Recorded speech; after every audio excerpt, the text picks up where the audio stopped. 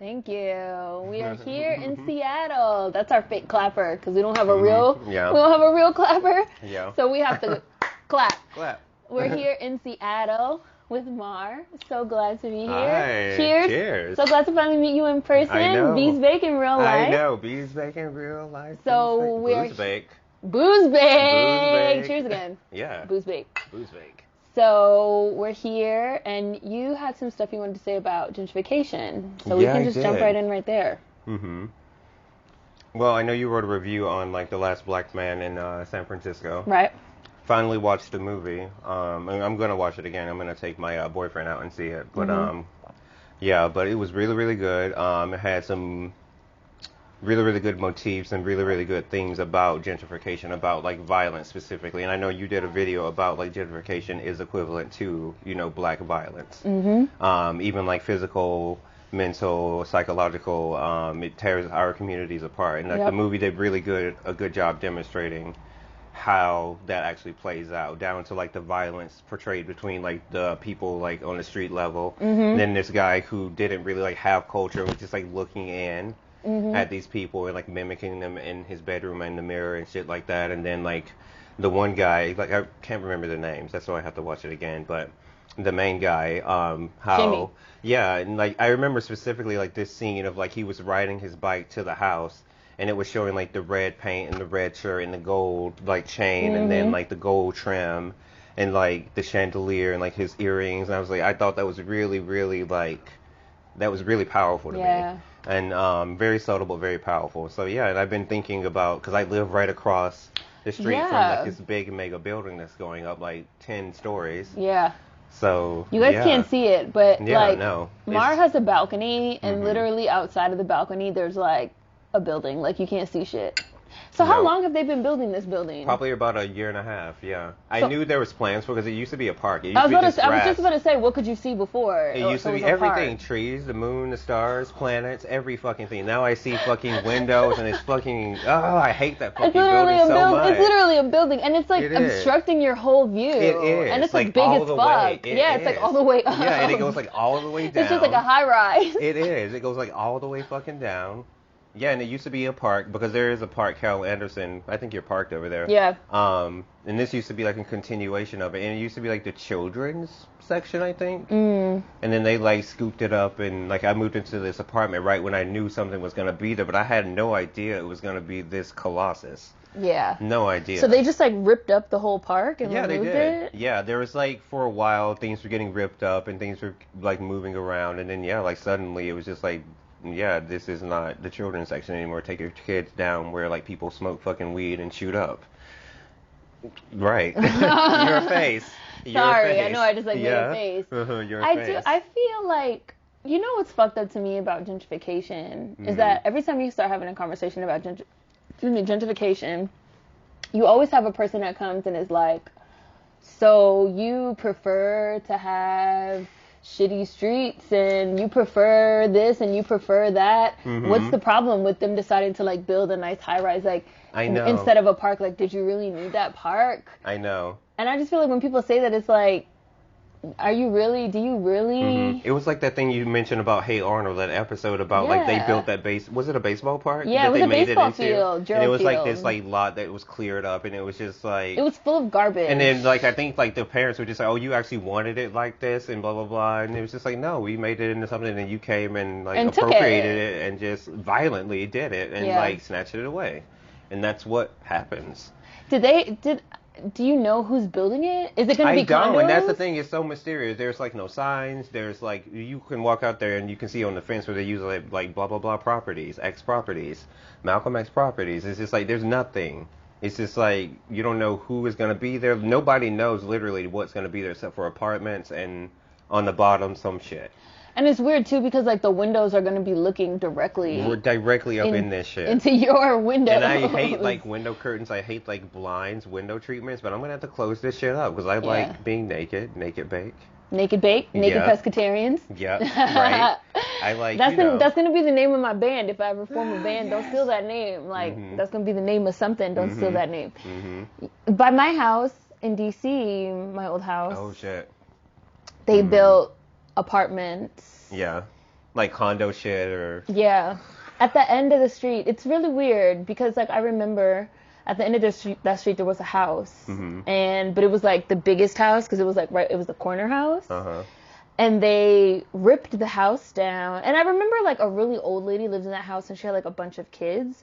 So I think maybe, like, she was taking care of the kids or something. Yeah. And she probably died or something, and the kids probably just, like, sold the house. And they tore the house down, and on the corner lot, they put, like, an apartment building, like condos or apartments or something. And it's so weird because it's like all these houses and then on the end this like big apartment. And when you go out in your like backyard, also there's units in the front and there's like units in the back. Oh fuck. And the units in the back have like a balcony. Yeah. So you be out in your backyard and it'd be people like right there, like looking in, like looking, shit. Yeah, like that's looking at you. Yeah. And you just be like, and part of what makes it violent to me too is that it's deliberately designed to be like encroaching on your space, to make you want to leave. Yeah, exactly. Like they build this shit here, so these people will look directly into your apartment to make you want to leave. I think I read somewhere it's called like violent expatriation. It makes you want to expatriate, but violently, even so. Yeah. And then they can be like, well, no one's making you. I mean, yeah, like, I want to leave this place now. Like it's because like other reasons too, but it's just because I have this like huge fucking like symbol across from me, like of this like evil. Basically. Evil Corp. Yeah, like I could, I feel energy and like blah, blah, blah. And it's like, as they're building it now, it's like fucking gross. Like they're building this shit like 7-8 hours a day, knocking shit. The noise is probably... It's astronomical. Yeah. Like I'm not a complainer, but the noise is astronomical. Yeah.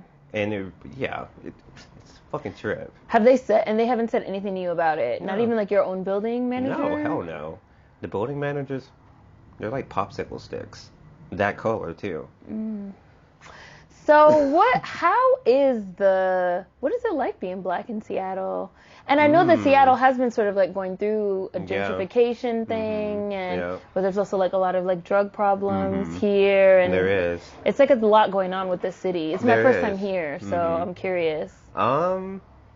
It depends on like where you are. If you go down like towards Rainier Valley, you can catch the White Center and like places like that. You can catch those boroughs and neighborhoods where there are like people of color and there are like black Americans who like migrated here. I think I even have like family who migrated up here during like the 40s and the 50s and like as we did.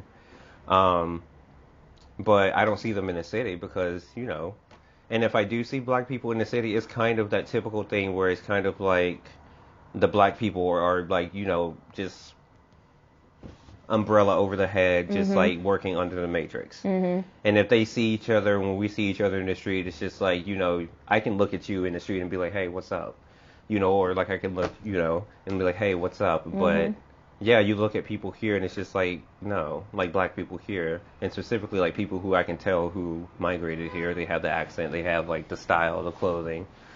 Yeah, it's just different.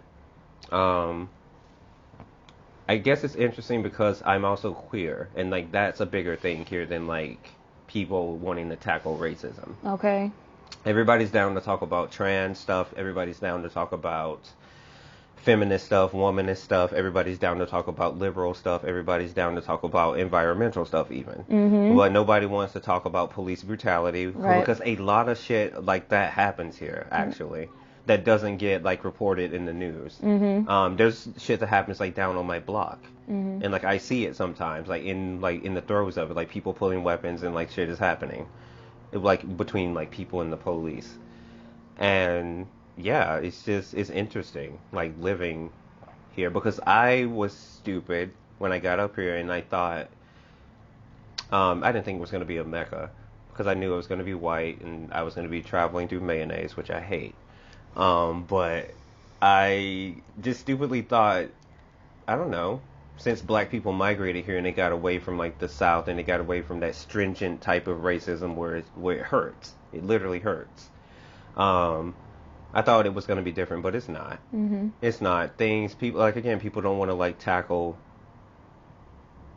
Where are you from originally? I'm from Opelika, which is like 45 minutes from Miami. From Florida. Yeah. It was like this kind of like Jewish village, and like there was like some Israeli. Oh yeah, really? Yeah. Oh, okay. I lived in Miami. No wonder why people think. Don't people think you're like Dominican or like Haitian? Sometimes, yeah. I used to live in Miami. I lived in Pembroke Pines. I lived in. What? Yeah, I lived in Dania. My aunt lived there for a while. Like I know Opelika. Yeah. Opelika. That's cool. Yeah, I was there until I was far 8. From there. I know. You went like literally as far. You went from like one end of the bottom of the map to like. Because in high school I totally started reading. I started becoming conscious in high school, and like I started like reading Toni Morrison, and like I read about these people who had made like exoduses.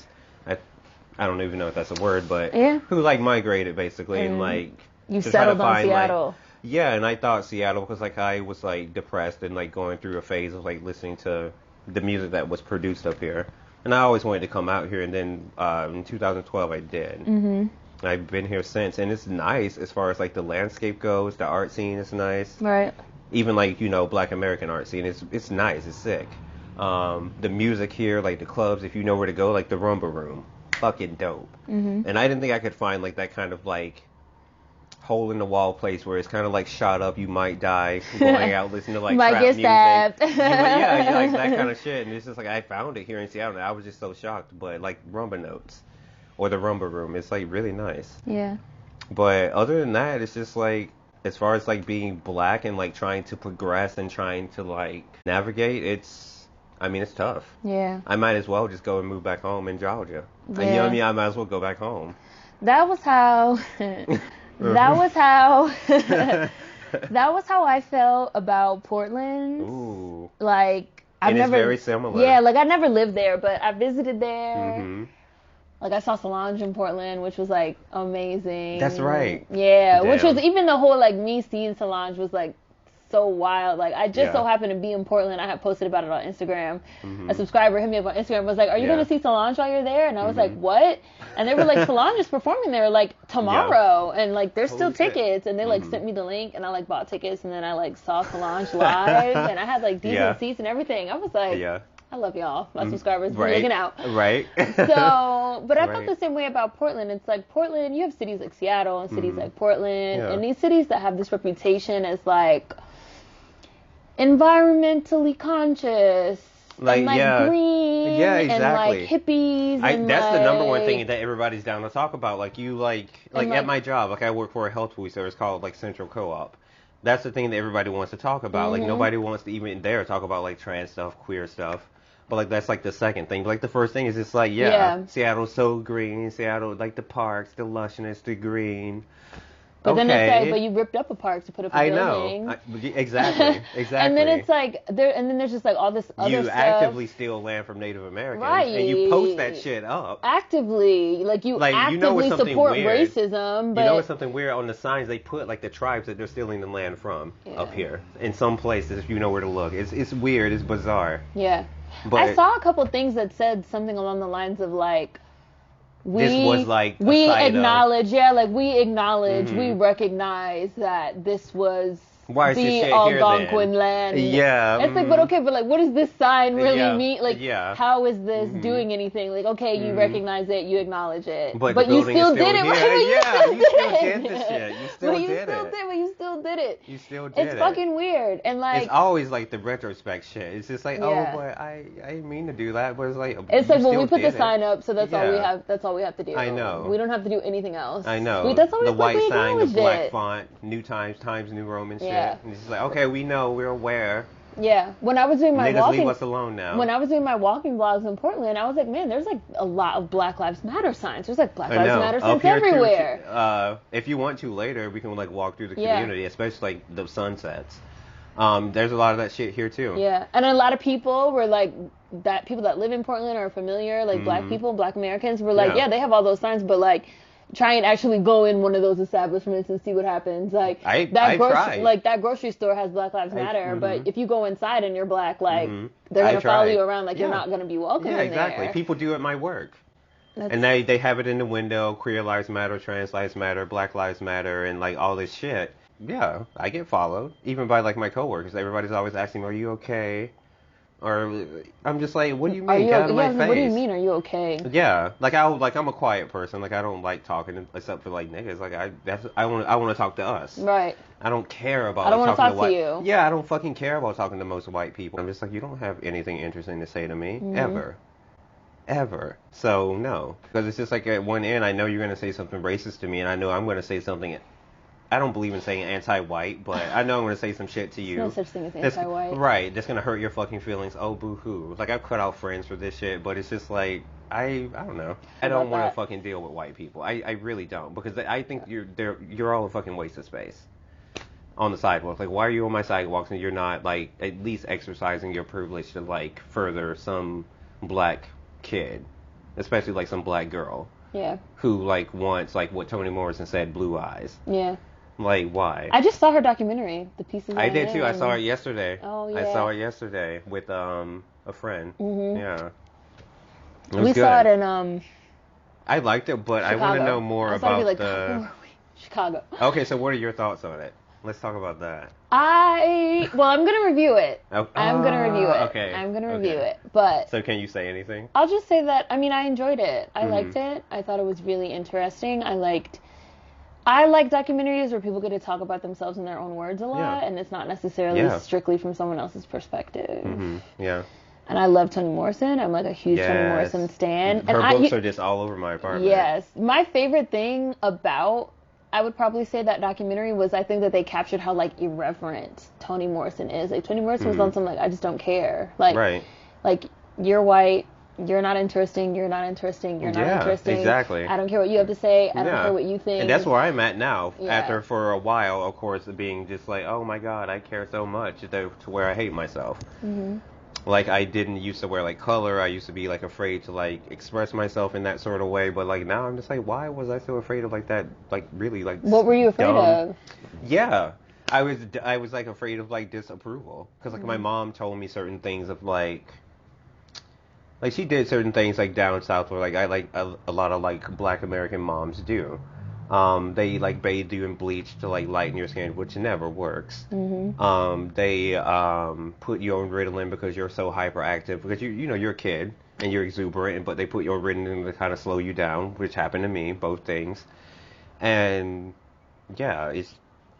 So it just, you learned it. Yeah, I learned it. And yeah, I've just now like disprogrammed it and like loved myself and like loved.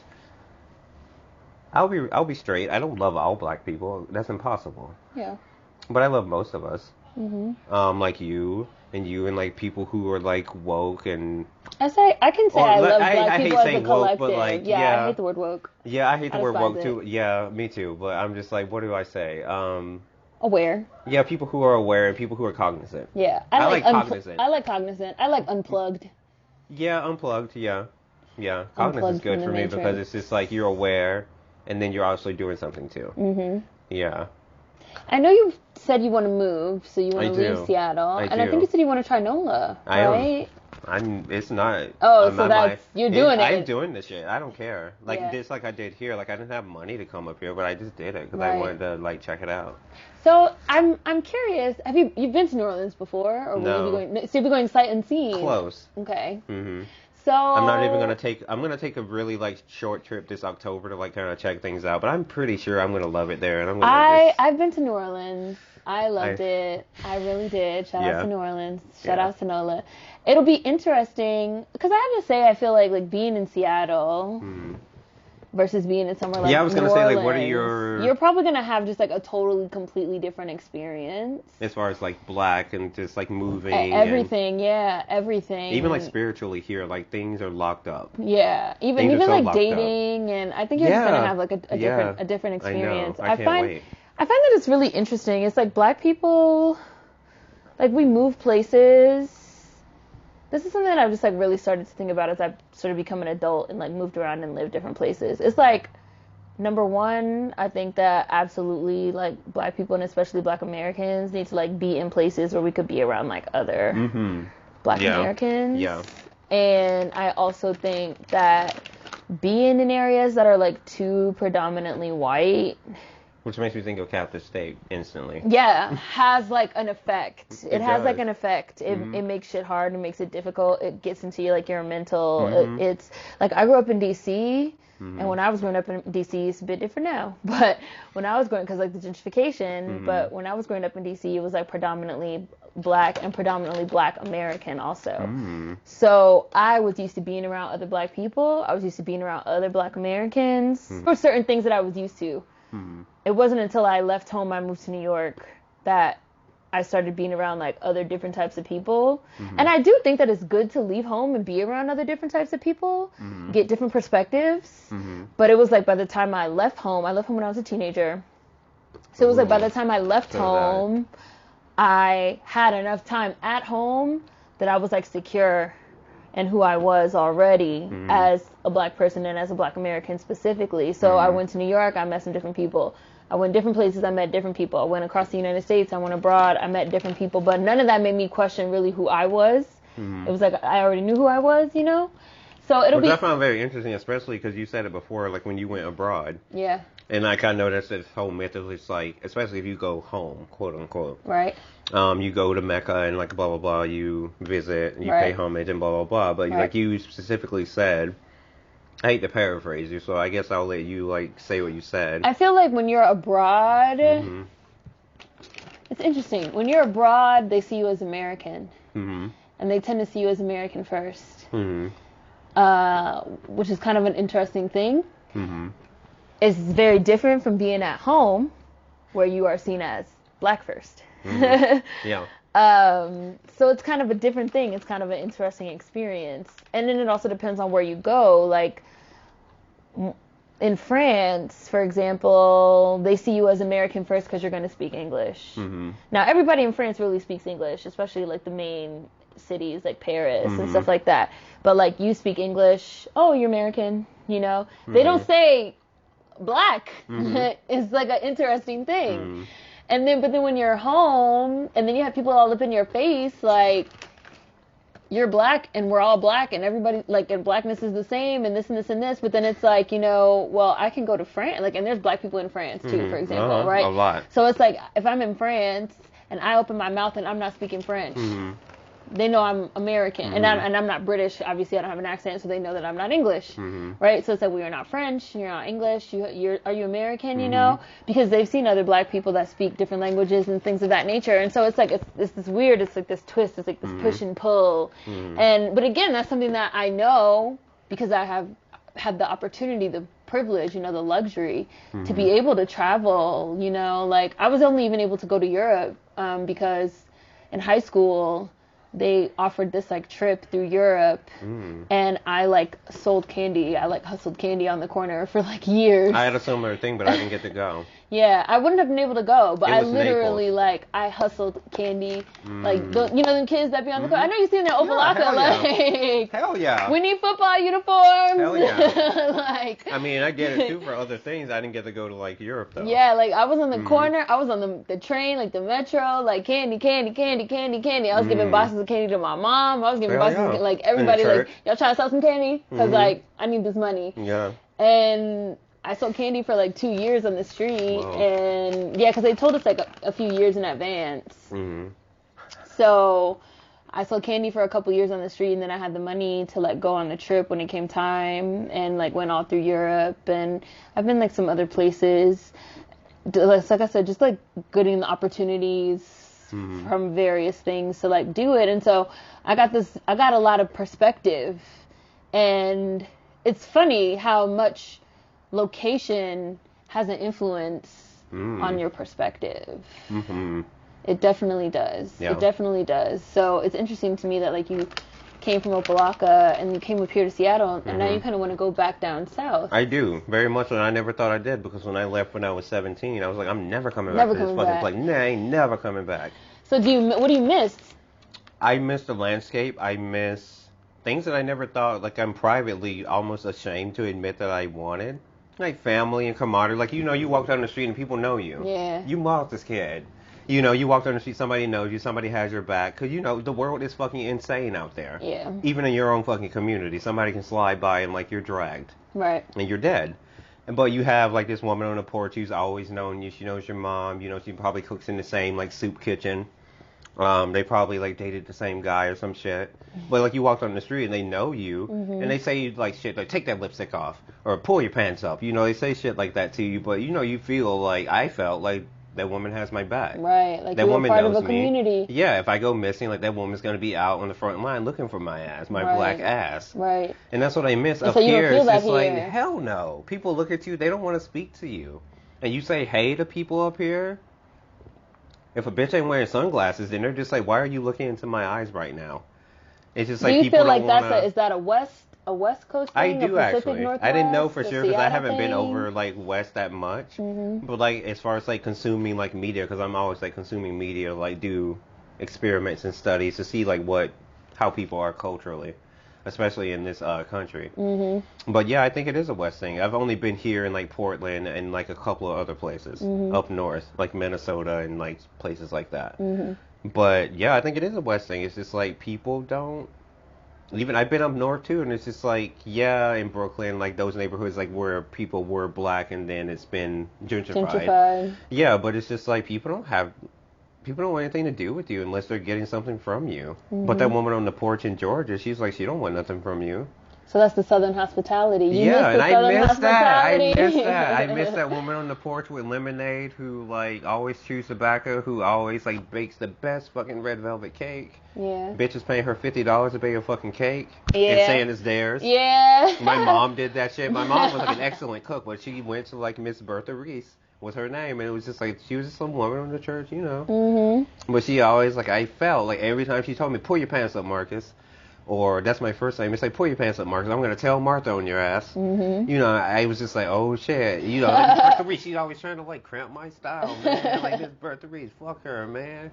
But, you know, when some, like, shit, like, rolled up on her, I'm just like, fuck no. I'm there to, like, I'm down to, like, protect her. I think she was actually getting evicted because somebody wanted to like build on her shit, and we like pulled together and like had like rent parties for like I think a year actually. It took like a year to like get her property settled, and then we got her situated, and she like kept her house. She actually owns that property now. Oh, that's and I'm sure dope. she's like I hope I can visit her. Yeah. Like when I go back. Yeah. And that's the thing too. It'll put me back in touch with like my people and like my. And like I said earlier, like I'm a witch. I practice spirituality, and like up here, like things are locked up. I can tap in and I can feel certain things, but it's different. This isn't my home. This isn't like where my people died. They came here looking for something else, but they didn't find it. I like that you said that. They came here looking for something else, but they didn't find it. Oh, of course. They like that book. I have it over there. It's called, what is it called? The Warmth of Other Suns. I was about to say, I'm looking. You got a lot of books over there. I have like The Warmth of Other Suns talking about Yeah, the I've Great heard of that Migration. one. Yeah, the Great Migration. Beautiful book. I recommend anybody read it. Anybody. But especially like Black Americans. Like there's some shit in there. Yeah, but I miss. Yeah, and she talks about that. Like she like people coming up north to Chicago, people going to Milwaukee, black people going to like LA, and they're not finding. They're coming up here and it's just like the difference between like alcohol and witch hazel. Down home, witch hazel is soothing. It doesn't burn you. But you come up here, you talk to a nigga. They're like, what? You talking to me? I'm Rihanna. Why are you trying to talk to me? Like that kind of thing. Like my weave, my Rolex, my car. Like it's. I'm like, why are you trying to switch? I'm like, well, like what's going on? Something I found to be really interesting about the West Coast in terms of people not talking to each other. I think a part of it. This is like my own personal hypothesis. I think a lot of it is because it's like a different car culture here. People are used to being in their cars a lot more and not talking and like you know not, something I've never thought about it until now, but you're right. Like you walk out your house, you get in your car, you drive, you go into work, you work, you get back in your car, you come back home. Like you know, it's not as much like interpersonal interaction of like people sitting out. You know something? You're so right. Sitting on a porch You're or so right. You're being so right. outside because that required you to be outside interacting. Cognizant too. Yeah. Like you know what's going on in your community. Exactly. You know every damn thing. You know what's going on in everybody's business. And something I thought was like so funny about like South Florida when I like had first moved there, I was like, why do I always see all these people walking? Right. Like, old bitches too. They be out there and like they're walking and say, what you doing? And walk for so long. Right. I mean like, damn, I just seen this kid like 2 miles ago. and they still walking in the island, like the median. Right. And they be like, yeah, I'm walking straight home. up against traffic too. They're just like, I'm not here looking. Yeah, it's not give a fuck. Like and you ask them, they would say, I'm out here looking. Like, what you mean? What do you mean? They're not afraid of like cops out here. I'm like, man, you're gonna get shot up. They're just like, I don't fucking care. But like walking or riding bikes, there's like a lot of bikes and like the walking. Bike culture the bike culture in South Florida is like, I feel like that's something that a lot of people don't talk about. Maybe that's something that's like not as well known, but like. The kids be on the bikes, or they be walking because they can't drive, but they gotta get where they gotta go. They be out walking that hot ass sun, like, and it's funny because it's like I used to drive to work, but I see the same kid all the time walking, because I guess like walking to school, like he was walking to school at the same time I'd be going to work, and then like maybe walking home from football practice, because you know football in like Florida, for sure. Like with his stuff, and then if it was like a day during the week. Thursday or something that I didn't see him. Yeah. I'd be like, oh, where's that kid at? I don't really always see that kid walking. But that's because he's outside. I'm outside. You know, I see him. Yeah. Maybe I'm in my car, but like he's outside. I see him. You know. Or if it was like a super hot day and you see somebody outside, like you need some water, you need something. That's just like a different type of interaction. Exactly, and you don't get that here. Nobody comes over like they know you're struggling. They know you can't pay your rent next month, and then, like nobody like Annie comes over and like. But, yeah, it's just like nobody stops over. They know you're struggling. They know you can't get your shit together. And they're coming over to, like, throw a rent party. They're coming over to throw some money at you, to throw some help at you, take care of your kids. Like, I don't know how many kids, I myself, as a kid coming up in my own community, I don't know how many fucking kids I babysat in 6th grade. So I'm like, what? I don't know the age to, like, whatever.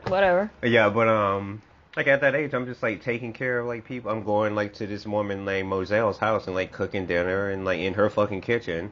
But, like, I know her so intimately because I know her space. I know, like, not to touch her dishes, not to touch certain dishes. But she doesn't want strangers to eat off her plate. Or, you know, shit like that. Yeah. And you don't even hear about shit like that up here. Like, certain black people being like, oh, I don't want you to eat off my plate. Or, like, you know, I miss that. Yeah. Things that drove me fucking crazy. It's a cultural difference. Yeah, things that drove me fucking crazy down home. I miss it, actually. I miss, like, seeing it, I guess. I don't miss your culture. Like, I do. I'm tired of seeing people, like, get it twisted up here. It's just, like, you meet black people who, like, have the same language as, like, we do.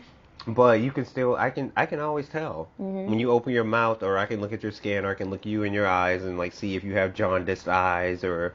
You know, shit like that can instantly identify you. Yeah, Toni Morrison said, like, most black people can look at somebody else black and know what they need to know about them in, like, no time. I feel that way. Like, I feel that way, too. And people act like that's not a thing. They be like, no, I know. You can't tell. Or we all black, it's all the same. I'd be like, I can look. Like, it's all type of people I look at and I'd be like, use a nigga. Like...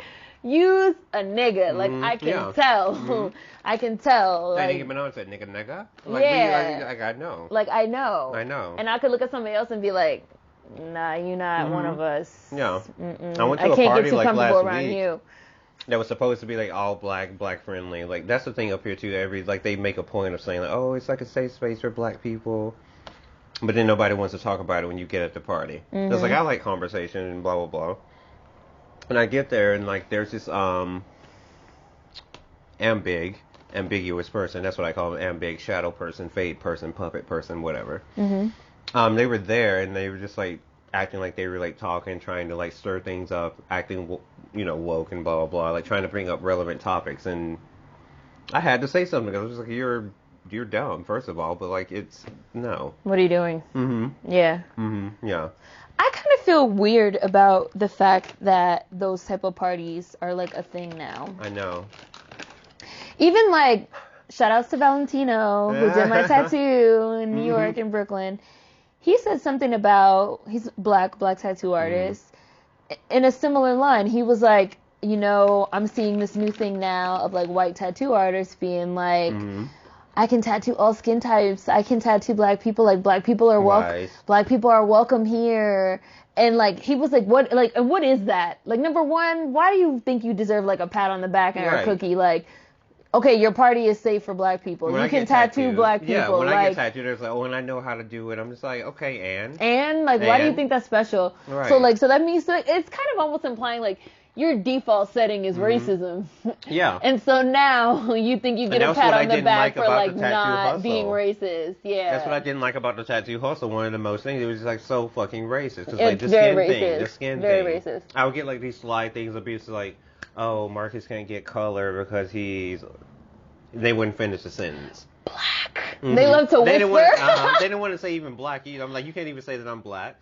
Like what? People hate saying black. I know. They hate saying I wrote a piece on it too. Like, people hate saying black. It makes them so uncomfortable. I know.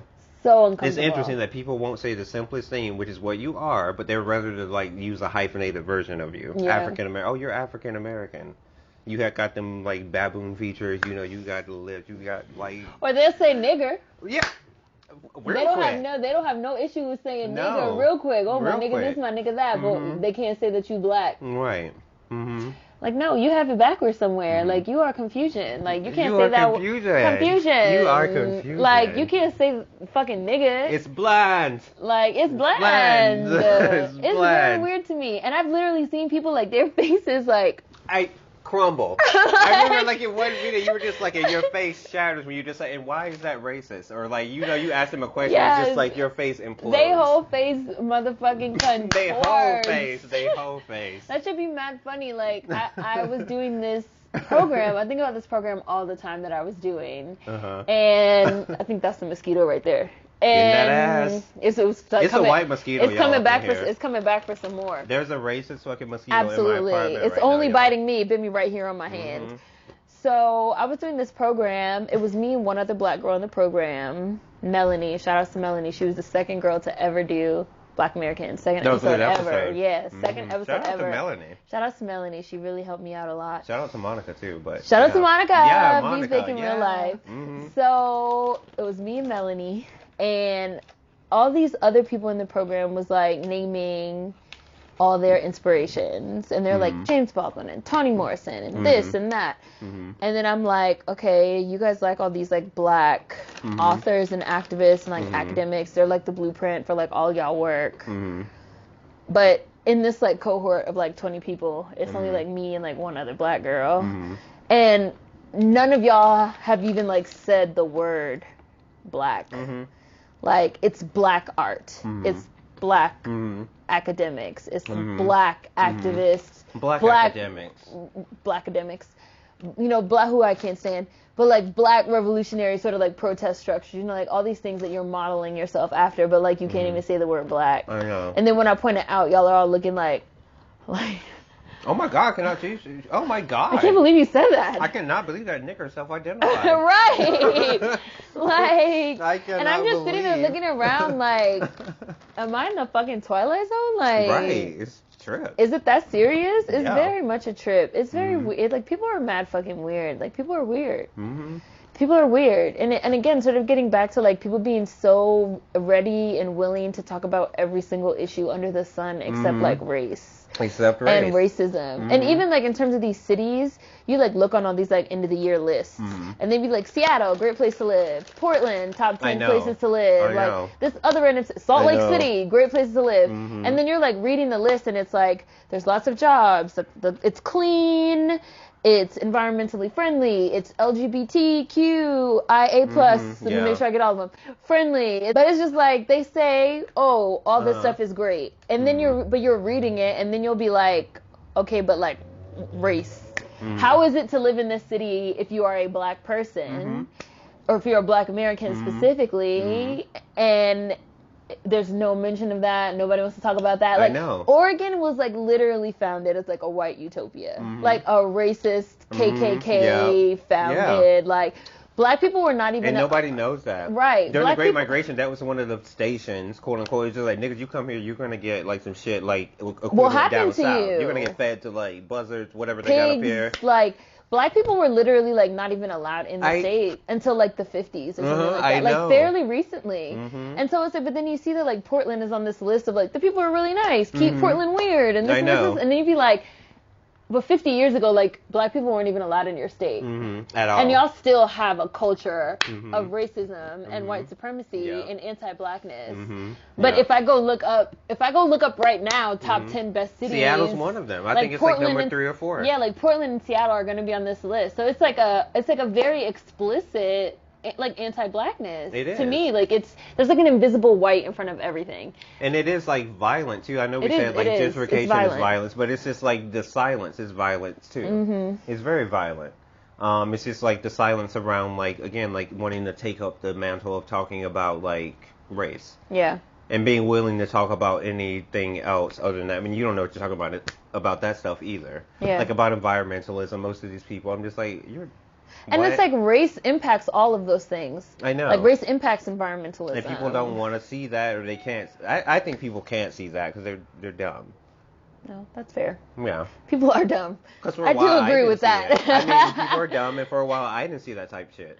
Yeah. Like, I didn't see how race is, like, it is, like, impingent on, I always like, say race is, like, the big joker. Like, race influences everything. It is, but you can't say that because sexuality, you're being divisive. Gender, you're being divisive, like, Seren. everything. You're being divisive, Seren. I am divisive. You're a black woman, Seren. You're liberal, Seren. You're all these, like, labels they want to throw I'm not at you. liberal. Right. They're all like, oh, my God, look at her hair. Oh, my God. I'm definitely not. I her don't. tattoos. Somebody asked me one time if I identified as a liberal. I was like, no, I'm not a liberal. Right. And they were like, well, if you had to, like, identify something, like, what would you be? And I was like, I mean, if you're going to force me, I would say I'm an anarchist. I'm not a liberal. Like, I'm definitely not a conservative, but I'm absolutely not a liberal. I'm not a leftist. Like, I would be like, I'm an anarchist. Like, I'm in favor of, like, the complete destruction of the system. The whole system. And it's always just like, oh, well, what are you doing about it? Like, niggers, like, you want it this way? Like, why are you like, why don't you try harder? Or like, why don't you work? So you're saying you want to go back to segregation? That's like the number one that I hear all the time. So you want to go back to segregation? I told somebody at work that I'm not for integration because they, like, mentioned a comment. I'm just like, I'm not for that. That's bullshit. They looked at me like I, like, threw acid in their face. You want to go back to segregation? But Martin Luther King said... Right. I'm just like, and? And I'd be like, okay, but what happened to Martin Luther King after he said those things? A white person shot him in the throat. So, like, maybe that's not the example that you want to go with. No, it's just like, you are the beauty standard. You are the standard in every which way. And for me to want to be that means that I have to be insane. And baby, I don't want to be insane. And the best thing for us is to build away from them. Right, it is. That's really how I feel. Like, the best thing for us is to, like, build shit totally away everybody from them. always. And they also low-key destroy everything they touch anyway. It's just their nature. They're just destructive as fuck. Manifest destiny, the white man's burden. Right. Like, they're just destructive as hell. Like, if you really sit down and think, for example, about colonization, like, they literally spread from one nation, Europe, completely out throughout the world. Throughout. And they literally destroyed everything they touched. They were like, Amazon rainforest, destroy. Indigenous in Australia, destroy. Yep. Africa. Transatlantic slave trade, destroy. Yep. Natural resources in Africa. We're going to destroy that too. The Native American colonies here. Destroyed. Destroyed. The indigenous peoples here who were not Native American. Destroyed. We're going to go to Alaska where it's about 3 degrees. And you know, we're going to introduce like ponies and horses. And we're going to introduce new animals. We're going to bring syphilis. Oil. We're going to bring gonorrhea. We're going to bring diseases. Yeah. We're going to kill all your animals. We're going to introduce climate change and melt the polar ice. Like, everywhere But they're not go. the violent ones. They're not the violent ones. Oh my God, you're so black. You're so violent. Vietnam, Agent Orange. Right. Destroy. Oh my God, everywhere. Marcus, you're so angry. Everywhere. And it's just like, but then you look at me like I have a problem when I be like, yeah, I just want to like live away from you guys. Right. I have no desire to be next to you. Right. Oh my God, that's segregation. I'd be like, do you that's really divisive. Want to live with you? Like, good, like, right. White people don't even like themselves. Like, y'all don't even like each other. It's like Toni Morrison said, you take your race away, you take the thing that you practice, racism, to get your power, you take that away. Like, who are you? Who the hell are you? You don't even know. Or again, it's like because people always do love to say like, white people don't fight amongst themselves, or white people don't recognize ethnicity. And I'd be like, The Armenian genocide, the Holocaust, like Right. Protestants versus Catholics, Holy Right. Wars, Crusades, like the trailer park people versus the middle class. right, like all Like, these there's a things thing. are right. I was like, all these things is like Right. literally like white on white crime, Right. like white on white violence. White people hate everybody. They hate each They other. hate everyone. They hate each other, and that's the thing. They can't Italians figure it out don't why. like Irish, who I don't like know. Jews, who I don't like know. this, who don't like that. I was like, white people Shit. invented all this shit. And the thing about it is, they think we hate it. Black people, we love each other when it comes down to it. Yeah. When it comes down to it, we're here. Yeah. If we have the mental faculty, we have the like physicality, we're down. Yeah. We're here. Like I know I am. Yeah. Always. And I feel like black people can also recognize. I feel like black people can recognize that we do have differences, that we are ethnically different, that we have Empathy. cultural differences, regional differences. Mm-hmm. We can recognize those things and Yeah. also still fuck with each other. Mm-hmm. The black people, I feel like, that refuse to recognize those things, I feel like they have colonized minds, like they're plugged Yeah. in, like they're operating under like Definitely. the white supremacist, like Absolutely. there can only be one, the Highlander mentality, and I just can't, like, and I just And can't. that's very endemic here. That's very Yeah. endemic here as far as like black people go. And like to an extension, like I don't think about like people of color because I hate the phrase people of color. Yeah, me too. I hate like even thinking about like people of color in my politics because I'm just like we're different. Yeah. I'm not an African. I'm not Asian. I'm not Mexican. I'm not Latinx. I'm not Latinx. I'm not any of that shit. Except that I know because I know how to trace my ancestry, which Right. brings me to something else I wanted to talk about. The videos you made, which are very, very good. Thank you. About like how you feel about like ancestry. And I wanted to like touch on, I know you I might do a touched on third it. one too. I hope but- you do. I wanted to touch on like names again too. 'Cause, like I know you have like a whole Oh, like, video. I did a video on names too. Mhm. Yeah. Because I have like a name that I use that's African, I guess, if you want to put it in block letters and in quotes. It's Antoine Janae, but and I went through a naming ceremony because my mom like grew up in like the candomblé tradition, like witchcraft and blah blah blah. So I have that, and like I use that name now, but like I used to hate it because I used to hate myself, and I was anti-black, and like I started deconstructing my politics and etc. Climbing up that long flight of stairs later, it's just like, yeah, I don't mind using the name now, but specifically my last name, I don't like use it. I don't use it. It's not that I don't like it. Don't use it. I'm kind of apathetic Why about don't you use it? I don't use it because it doesn't represent who I am. It never has.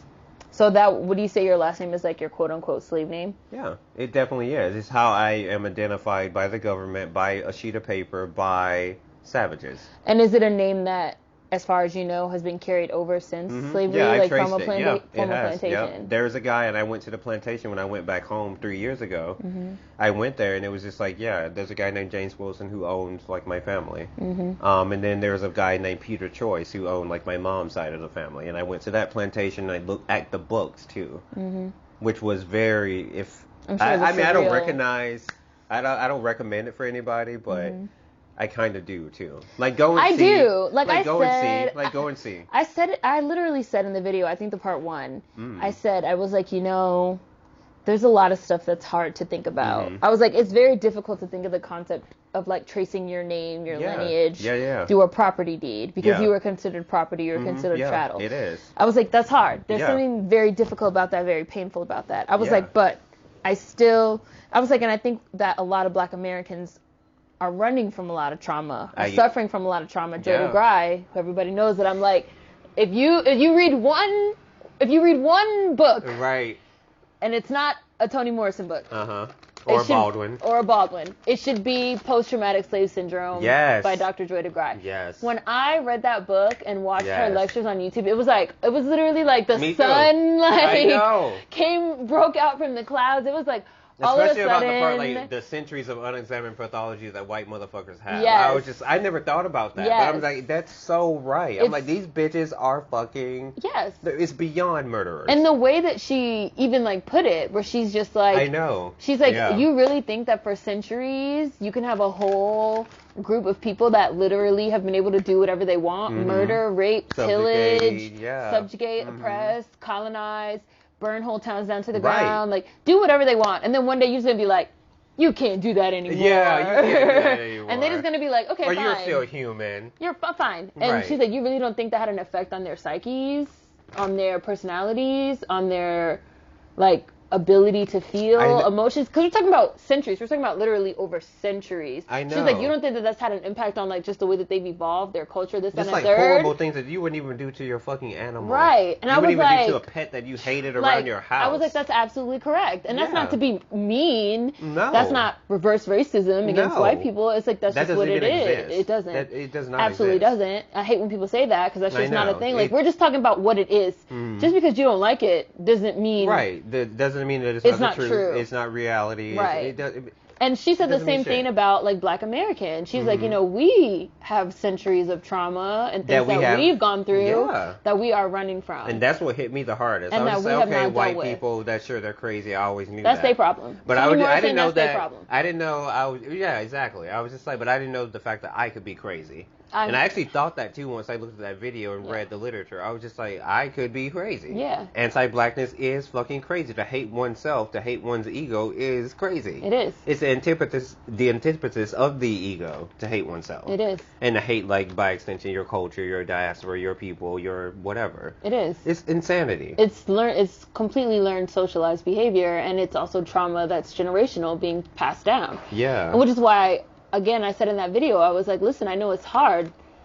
Like, therapy is hard. Like, I went to therapy. That shit's hard. Yeah, it's hard. It's hard as fuck. Like, it's hard work. Especially if you go specifically for that. Yeah, like, it's very difficult. Yeah. I was like, it's going to be hard. It's going to be stuff you don't want to see. It's going to be stuff you don't want to think about. Hell yeah. It's going to be shit that's really going to hurt you. Hell I was like, but you have to work through it and work through that trauma. Otherwise, you're going to be running from it as a Black person the rest of your life. Yeah. And as a Black American in this country specifically, it's never going to go away. It's never going to get better. Yeah. You just have to work through it and come to terms with it. And if you don't, like, that's interior death. It is. And Toni Morrison said it, James Baldwin said it, Angela Davis said it. It's interior death. Yeah. You have no identity if you don't work through it. Yeah, if you don't work through it, if you don't confront it in some sort of way, then you have no identity. Yeah. You are, like, I hate to say this, you are, for all intents and purposes, under the white gaze, you are flotsam. Which is why it's also wild to me when people be like, Black American is not an ethnicity because... I know. Can we talk about that? They be like, Black American is not an ethnicity because, like, if I'm pulled over, I'm going to be seen as Black the same as you. Right. If I'm racially profiled, I'm going to be seen as Black the same as you. Anytime I hear somebody say that, I just think, your whole Black identity is seen through the white gaze. Right, That's literally what you're saying. Right. You're saying that the white gaze views me a certain way. And so that's therefore I am. And that's what I am. Yeah, and that's what I am. That to me is horrifying. It is. And to think that I lived that. And it makes me a little bit sad, too. To think that I lived that as a kid, as a teenager, even in university. I think I started, like, coming unplugged when I was, like, 21. But to think, like, that had, like, 21 years of just, like, certain types of programming, like bathing in bleach. I don't know when I stopped doing that, but it was like catharsis. When I was just like, you don't have to bathe in bleach? What? You can use actual soap. You don't have to use lye that burns you, that, like... Think about women doing this. Putting that stuff in their vaginas and just, like, burning themselves up. Yeah, like skin bleaching. And even just, like, I even feel like perms to a certain degree. And colorism, too. Just like what you mentioned before, like, if I get pulled over, they're going to identify me. I'm just like, nah, you can quit with that. Yeah. You can quit with that. I feel like there's just, like, so much. Again, there's just, like, a lot. And it's nuanced. And there's depth to it. Because, again, we're talking about something that's centuries in the making. And I feel like people like to just, like, really flatten the issues. Yeah. So that they can avoid dealing with it. And really coming to terms with it. Like, you traced your lineage, which I think that we need to trace our lineage to the United States before we start, like, jumping back through time 500 years to Africa or whatever. So important. Find out where you came from here. What plantation you were on all here. I say. That's all I say. Because it's like you still carry that name to this day. Yeah, like, if you're curious about the rest, do it. Because I am. Yeah. And I've done it. But, like, you need to find out who you were here first. Yeah. It's like, how are we skipping? Like, how are we just, like, skipping? Right. Like, and I think a lot of that, again, is rooted in trauma. And it's rooted in shame. When I hear people say, like, it doesn't matter because we were, like, more than slaves. We were, like, our history didn't start here. So I want to, like, go back. It's like, so that's trauma, so you're traumatized. Yeah. You are traumatized about what happened here. You feel shame about what happened here. You can't face it. You're scared to face it. It's hurting you to face it. Yeah. So you want to totally, completely ignore it and go back through time 500 years, half a millennia. Like, that's, what's the word? What's the word when you avoid not avoidance. I can't think of the word, but there's like a word for that, like a medical word, like a mental like word, but like you're avoiding, like you're. I'm just gonna call it avoidance. Avoidance, Yeah, like you're giving yourself like short-term amnesia, to avoid dealing with it. Now it's like, now if you trace your lineage and you find out where you came from and you find out where your last name came from, and now you're making the informed decision. I don't want to use this name anymore because this is my slave name. It's my.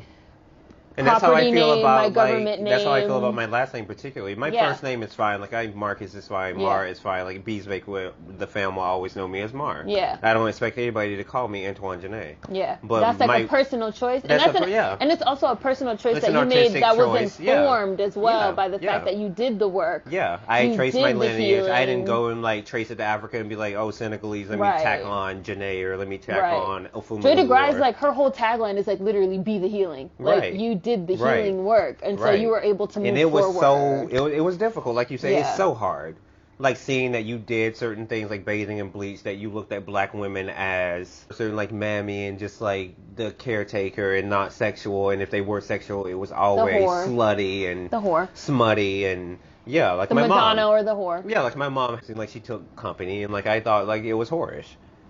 Because that was what was programmed in my mind, like a black woman who has a job and barely like hanging on with one toenail, and has like 5 kids, which is what was my case. It's a trip. It's a trip. It's a fucking trip. It's just like I said earlier, it's just like to realize that you could be crazy. Like you lived craziness for like 21 years of your life, Marcus. Yeah. You lived in craziness. You were insane for. Yeah. You unplugged. That's why I like to call it an unplug. Yeah. I love The Matrix. I feel like I've been so much. I know. And nobody knows that it's been directed by a black woman or written by. It was written by a black woman. Yeah.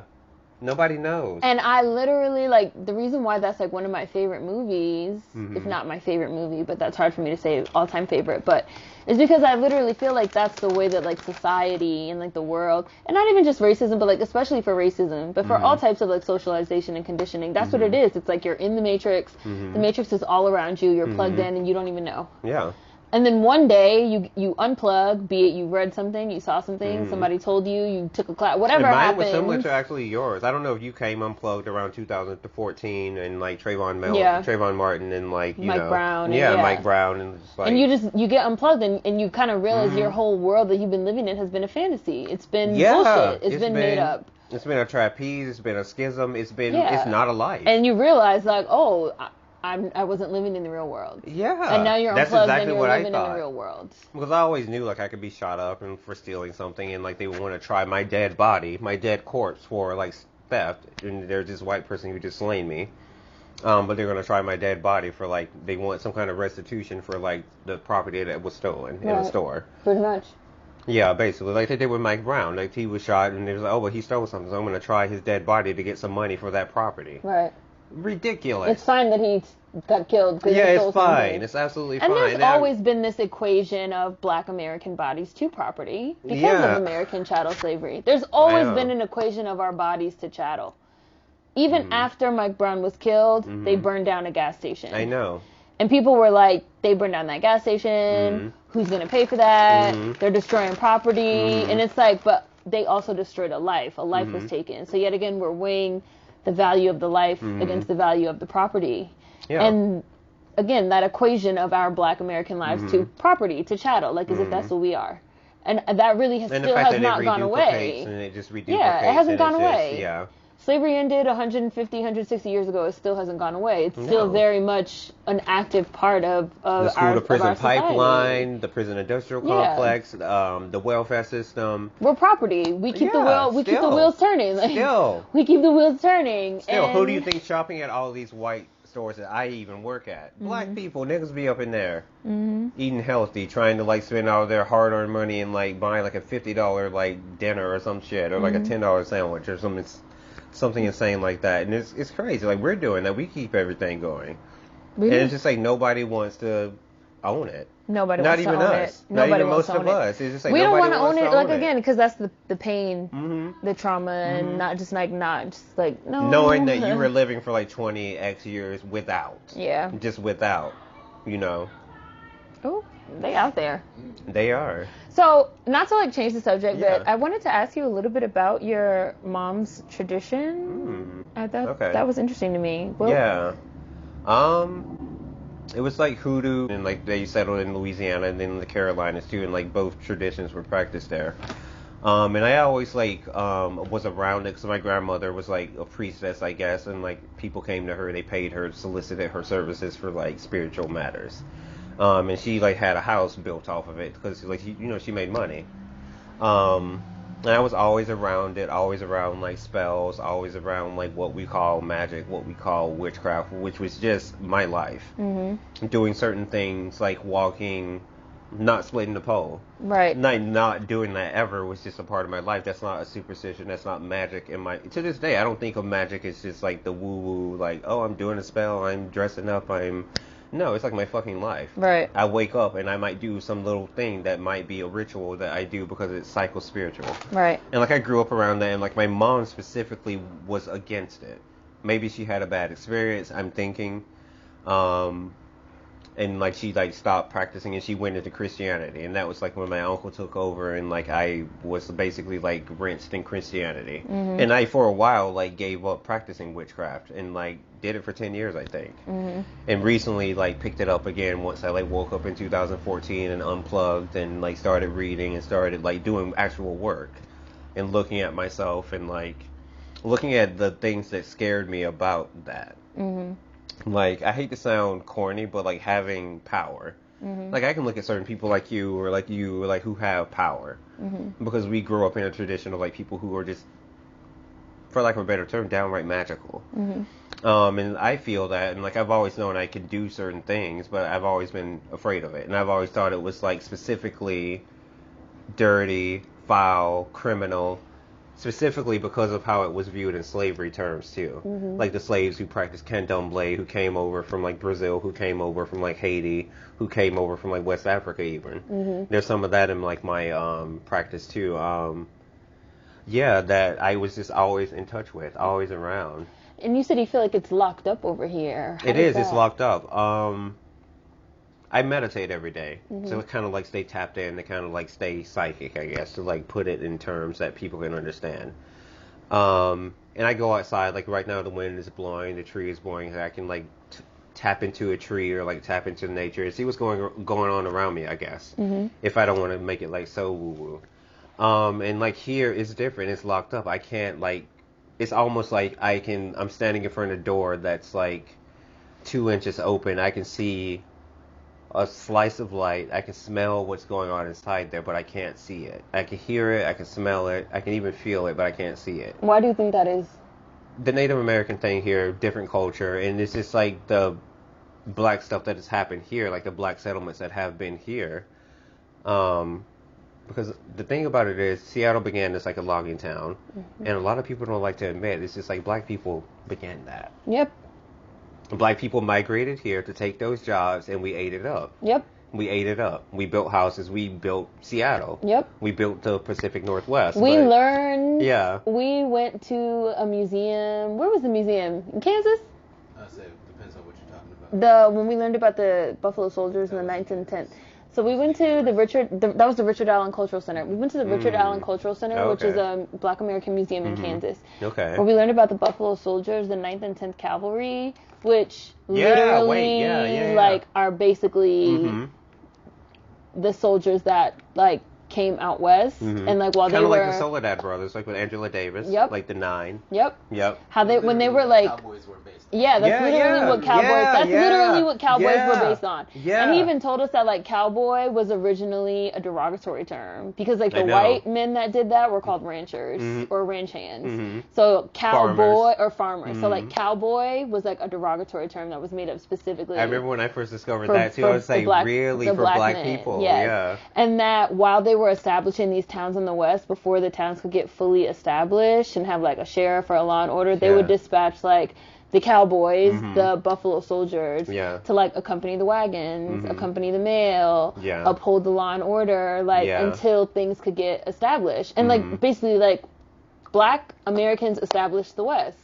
we established the Pacific Northwest. And you can specifically see it in St. Louis, and I know, like, you both been there, and I've been there too, and I've been all up and through there, but it's just like we yeah, established. you can see it.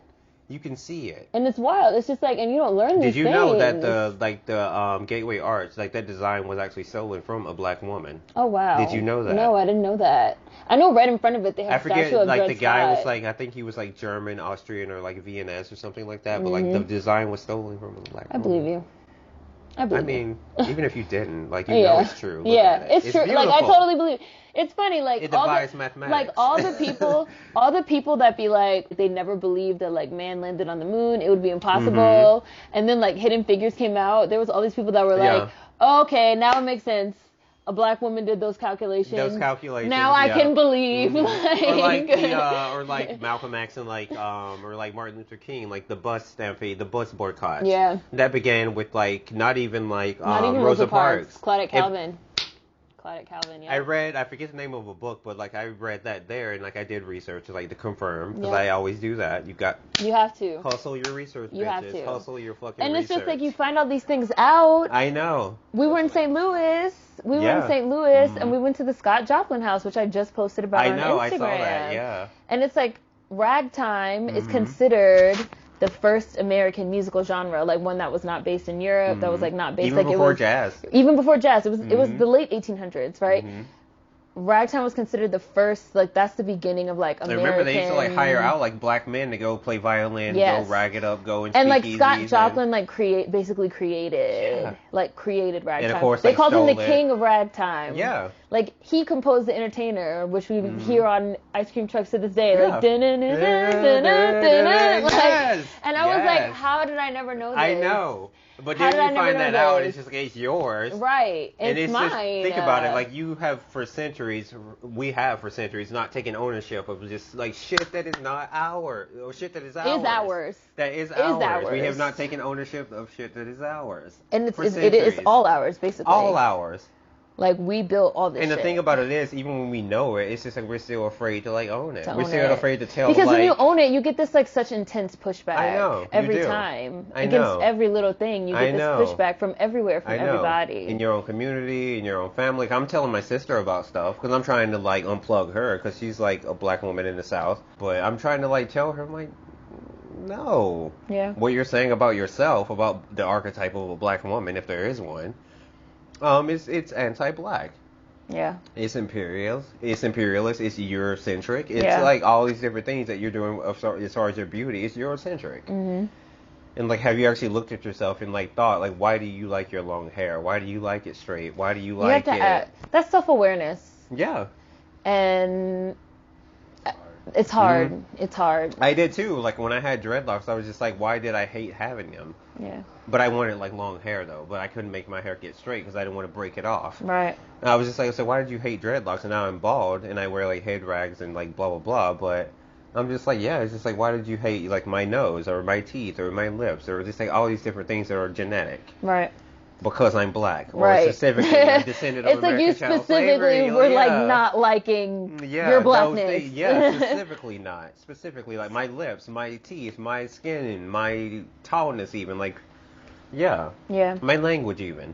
Like, and I'm a writer, and like imagine like the crippling like pain that is. That's to, like, also hate something. your language. That's also why I like love Zora Neale Hurston, because Zora Neale Hurston wrote dialect. People need to read her. People need to catch up. Yes, Zora Neale Hurston wrote if dialect. You're not gonna read if you don't like literature, read it for the folklore. Yeah, you gotta know the folklore. She wrote dialect, like, and I'm gonna write it down. Her version of like Brer Rabbit. Yes, like, and I'm gonna write it down exactly the way these people said it to me. Yeah, I'm not gonna change. Their eyes were watching God. How Jamie spoke. Like, I'm not gonna correct them. No. I'm not gonna fix their Look, see, even that type of language, I'm not gonna quote unquote fix their words. I'm not going to change what they're saying. I'm not going to turn it into the king or the queen's English. Yeah. I'm not going to spell it. I'm going to write it down exactly the way they're talking to me. Can we talk about that for a little while too? Like the struggle. Well, I see it as a struggle. I don't know if you do. Oh, you want to get into this writing shit? I might need some more alcohol. If we're about to get into the Oh, this is the water cup. Look at that. Look at that. My cups. Do you want me to pour it for you? Yes. What do you want? Like, you have it over there. We should keep it over there. Do you want like 2 fingers? Yeah, that's fine.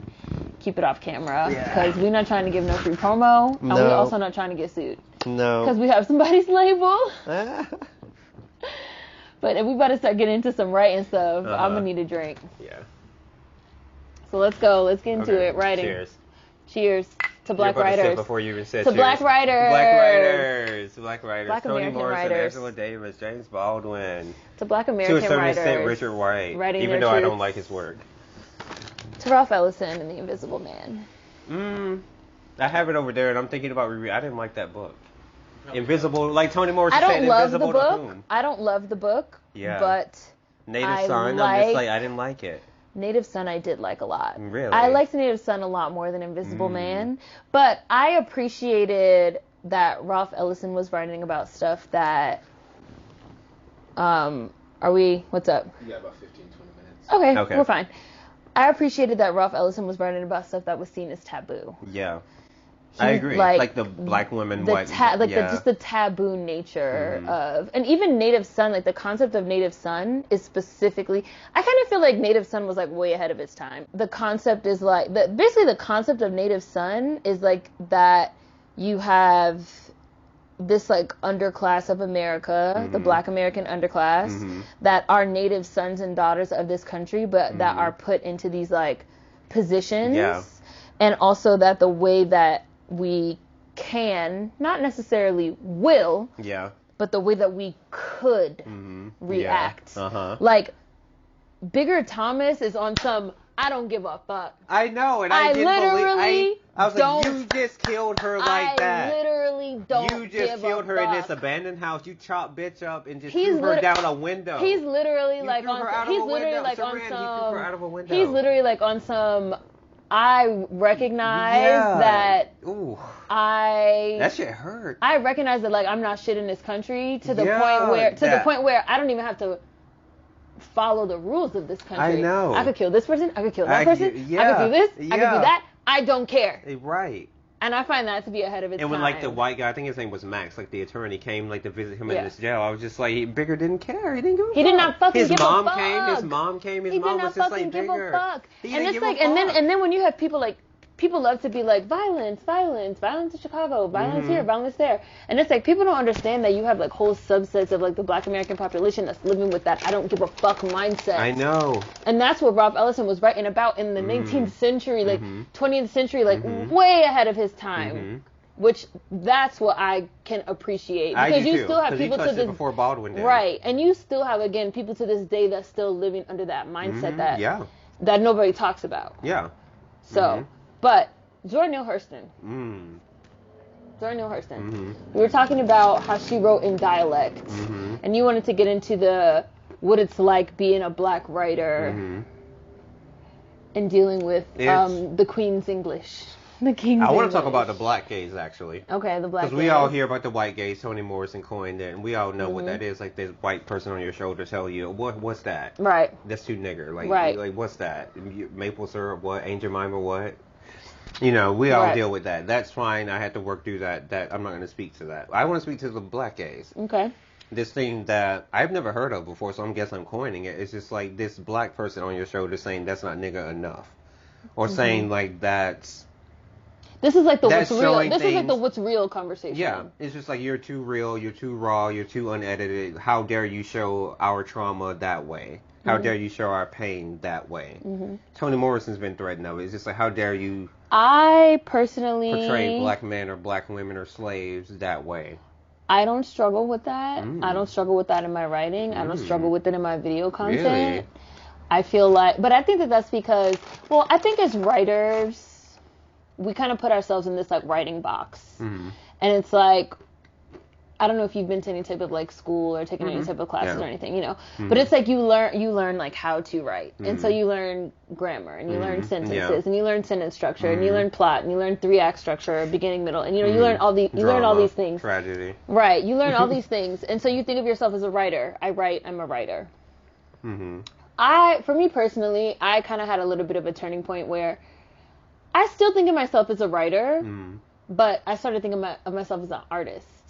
Because I think thinking of myself as a journalist. I think with art, I think of myself. Well, I have like a degree in journalism. Yeah, like I think I'm definitely like a journalist. But when I started thinking of myself as an artist, it was like all of a sudden I didn't have to follow these rules of writing anymore. I wasn't necessarily just a writer that I have to motherfucking follow the AP fucking style book, you know, like, which is white, too, Eurocentric, you know, like, I don't have to follow these rules anymore. I'm not just a writer writing, I'm an artist. I'm making art, I'm creating. So I can put whatever I want. Right. I could write in whatever type of dialect I want. I know there were some critiques about your book, so about that, a commentary on, like, pop culture and from, I forget the years. But, people were critiquing, like, how you would, like, cuss in it. Like, they're always critiquing about how you, like, appear angry and savage and, like, feral and, which like, is why I specifically called the essay contemporary, because I think of what I do in sort of a contemporary, like, I'm not following the rules of what I have to write or what I have to film. Or what I have to create. That's what I enjoyed most about that book, too. The fact that you were just like how you are in your videos. You give the content, like, raw, in the dialect, in conversation, just...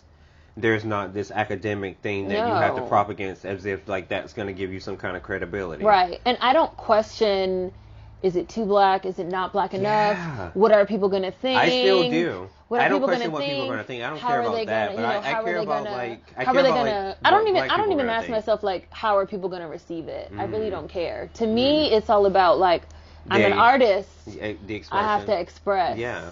Which sounds maybe pretentious, but... I mean, I'm there. I'm almost there. I'm just like, that's what I'm getting at. I'm just like... That's how I feel. But I still ask myself, I'm just like I said before, how dare you show, like, a certain black trauma or a certain... How dare you? Yeah, like Anne Sexton. She struggled with that. She was like, she's not black, but I hate to, like, even bring her into this, but I like her.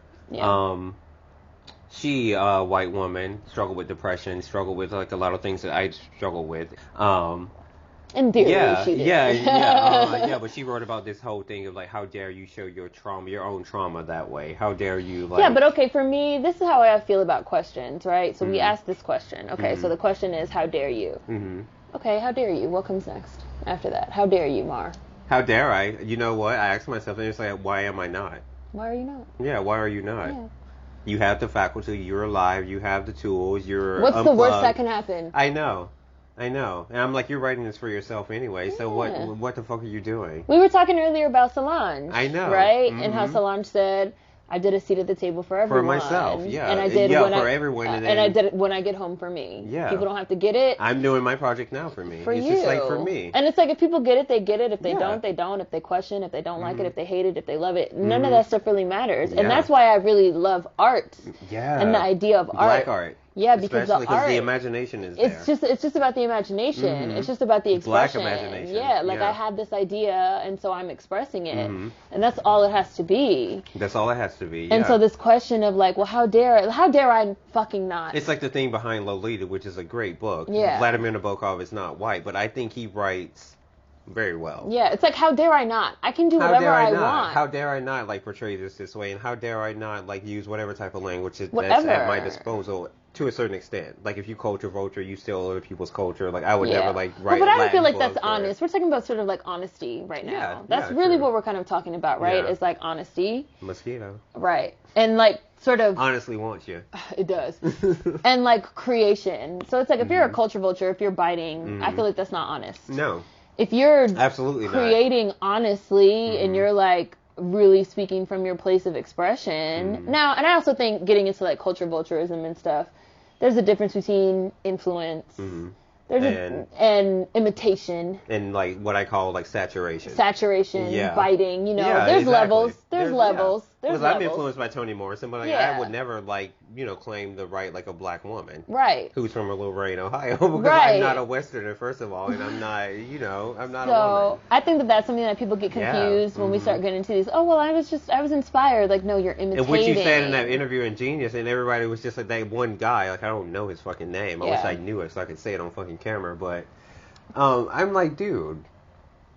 There is a difference between, like, just as the same, for instance, there's a difference between impact versus intent. Right. There's a difference between, like, being inspired and then, I know, and then being, like, saturated. It's, like, literally honing in on a specific aspect of somebody's culture. Like Bruno Mars. Yes. And knowing that you can play it up because you're ambiguous. Because you're not black. For instance. Right.